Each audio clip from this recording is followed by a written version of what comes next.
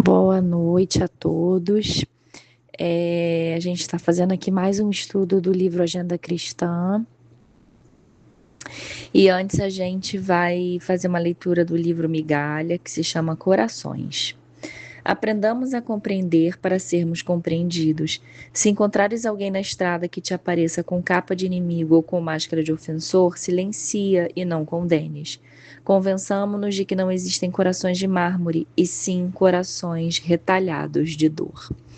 Então, depois dessa linda mensagem, nós vamos fazer a nossa prece, agradecendo ao nosso Mestre Jesus por mais uma oportunidade de estarmos aqui nessa noite de sexta-feira e pedindo que todos que estiverem ouvindo esse estudo, lendo esse texto, possam refletir, possam ficar com seus corações serenos, e possam receber as bênçãos e ajuda que necessitam, ou uma vibração de paz, que a casa de vocês possa ser inundada por uma sensação de paz e tranquilidade.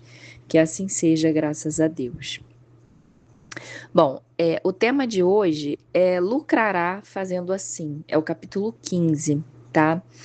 E ele, e esse texto, né, ele vai falar de comportamentos que muitas vezes a gente não tem, pelo nosso egoísmo, pela nossa pressa, pela nossa falta de empatia com o próximo, com o outro, mas ele nos diz, né, pelo título, que lucrará fazendo assim. Então, o que parece que, na verdade, você vai sair perdendo tempo, perdendo dinheiro, perdendo seu orgulho, sua vaidade, na verdade, você vai estar lucrando, né? E é muito interessante porque o texto que a gente leu antes, que fala dos corações, que o tema é corações, o título é Corações, melhor dizendo, né? Ele fala para a gente ter atenção, porque às vezes o que parece um coração cheio de maldade é um coração cheio de dor. Lembrando que a gente só consegue dar aquilo que a gente tem. E muitas vezes, se a pessoa ofende muito, se a pessoa briga muito, se a pessoa xinga muito, não é porque ela quer mal a você, mas é porque é o que ela aprendeu, é o que ela tem para dar, né? E aqui ele vai falar sobre isso, ele vai falar sobre atitudes que a gente tem que ter com o próximo, justamente pensando nisso, que aquele coração é um coração cheio de dor. Então ele vai começar falando o seguinte: reconforte o desesperado, você não escapará às tentações do desânimo nos círculos da luta. Né? Então ele está falando o seguinte, que quando na verdade você está agindo de uma forma com o próximo, um dia é você que pode precisar, somos nós que podemos precisar. Então a gente tem sempre que estar olhando para o outro por uma simples questão, até de ação e reação. Um dia a gente pode estar naquele lugar. Levante o caído, você ignora onde os seus pés tropeçarão. Então, hoje você está podendo ajudar uma pessoa caída, mas um dia o caído pode ser você, podemos ser nós, né? Estenda a mão ao que necessita de apoio, chegará o seu dia de receber a comparação.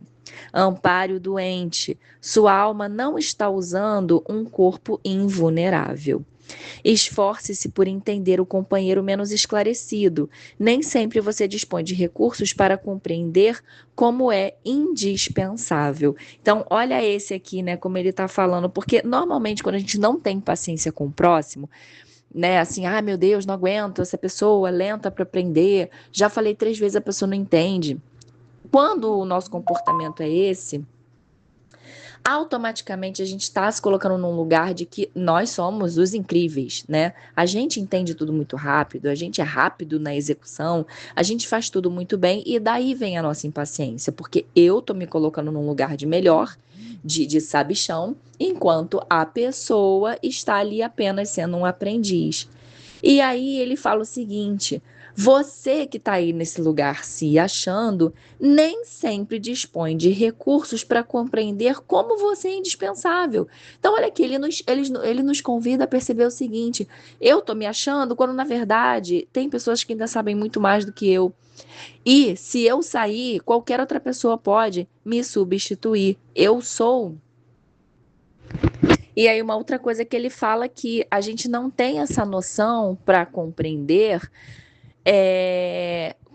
como essa paciência, como esse esforço para entender o outro, ela é necessária, né? Então, que a gente possa pensar nisso, que por mais que falte a paciência, por mais que a gente fique com aquela pressa e com aquela insatisfação de ajudar o próximo, que a gente possa lembrar que essa ajuda, essa paciência, ela vai ser importante. Acolha o infortunado, nem sempre o céu estará inteiramente azul para os seus olhos. Tolere o ignorante e ajude-o. Lembre-se de que há espíritos sublimes que nos suportam e socorrem com heróica bondade, né? Então, assim, nós também temos os nossos momentos de ser o ignorante e de quem precisa de ajuda. Então, assim, se nós estamos sendo ajudados o tempo todo, apesar da gente não se dar conta, a gente também tem que fazer isso pelo outro. Console o triste. Você não pode relacionar às surpresas da própria sorte. Então, que nós possamos sempre olhar para o outro, sempre olhar para essa tristeza, sempre olhar para uma dificuldade do outro, porque a gente nunca sabe quando essa situação vai mudar. Quando algo que está bom pode vir a ficar ruim. Quando algo que está sereno e tranquilo, aquele mar sereno, pode de repente começar a ter muitas ondas, né, na nossa vida. Auxilie o ofensor com os seus bons pensamentos. Olha aí que desafio, né? Ele nos ensina quão agressivos e desagradáveis somos ao ferir alguém. Então, quando nós somos ofendidos, isso, apesar de ser ruim, como o texto que até eu recomendo que vocês escutem, se não tiverem escutado ainda o estudo da sexta passada, né, que é o capítulo 13, que é realmente, né, que fala sobre como as adversidades da vida podem nos ajudar, aqui ele está falando parecido. Ele diz que quando nós recebemos uma ofensa, é horrível, é ruim, fere com o nosso orgulho, com a nossa vaidade, com o nosso ego, mas por que que fere tanto? Porque, na verdade, eu estou sentindo, né? Eu estou sentindo algo que eu não concordo, eu estou sentindo algo que eu não quero. E isso me faz refletir como alguém se sente quando eu pratico a ofensa, né? E para finalizar, seja benévolo para com os dependentes. Não se esqueça de que o próprio Cristo foi compelido a obedecer. Então, ele está falando aqui, né, de todas as pessoas que dependem de alguém, de todas as pessoas que são subordinadas de alguma forma, de todas as pessoas que precisam obedecer. Às vezes, a gente quer cobrar uma autonomia, a gente quer cobrar uma independência dessas pessoas, mas elas não têm não sabem como fazer, né? E aí ele já, que melhor exemplo, né, que ele vai usar senão o Cristo. E ele fala o Cristo, que era o Cristo, que, né, foi o ser mais magnético, mais poderoso, mais amoroso que a gente teve aqui, que a gente tem notícias aqui no nosso planeta Terra. Ele está falando do Cristo, que foi o Cristo foi compelido a obedecer. Então, por que que você não vai obedecer também? E por que que você não vai ser benévolo para com aqueles que dependem, né? Para com aqueles que têm que obedecer.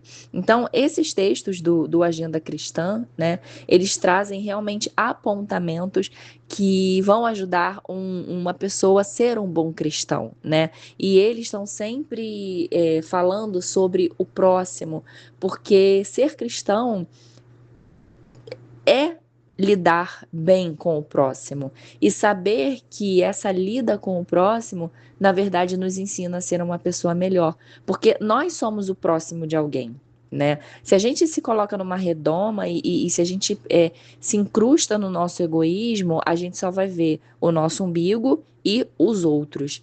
Mas se a gente abre os nossos olhos e entende que também cada um tem a sua individualidade, que nós somos o outro de alguém. Então, toda vez que alguém me ofende, eu tenho a oportunidade de pensar em como aquela pessoa se sente quando eu ofendo. Toda vez que alguém me rejeita, eu tenho a oportunidade de pensar quando eu rejeito alguém.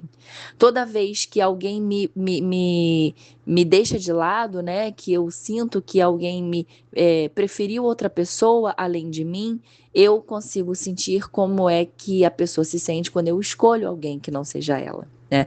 Então, nós precisamos do outro para esse entendimento. Agora, cabe a nós ter os olhos de ver e os ouvidos de ouvir, né? Como Jesus dizia. Cabe a nós ter esse entendimento para que a gente possa aproveitar da melhor forma as experiências que acontecem na nossa vida, as tempestades que chegam, as ondas turbulentas que chegam. Né?